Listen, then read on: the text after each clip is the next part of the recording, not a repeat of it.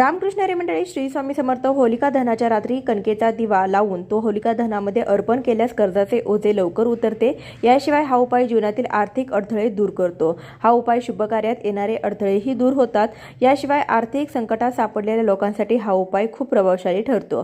हा उपाय करण्यासाठी पंचमुखी कणकेचा दिवा पिठाचा दिवा बनवायचा आहे। त्यामध्ये राईचं तेल भरायचं, त्यामध्ये थोडेसे काळे तीळ, थोडे कुंकू आणि अक्षदा टाकायच्या।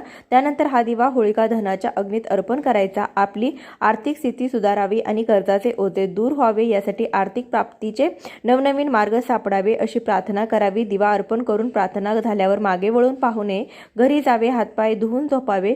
होळीपासून सुरू केलेला हा उपाय सातत्याने सुरू ठेवत दर अमावस्येला कणकेचा दिवा लावून आड रस्त्यावर तुम्ही ठेवला तरी देखील आर्थिक अडचणी दूर होतात असा अनेक भाविकांचा अनुभव आहे। या उपायाने कर्जाचा भार तसेच आर्थिक अडचणीतून मार्ग मिळतो। होळीच्या दिवशी हा उपाय नक्की करा। धन्यवाद।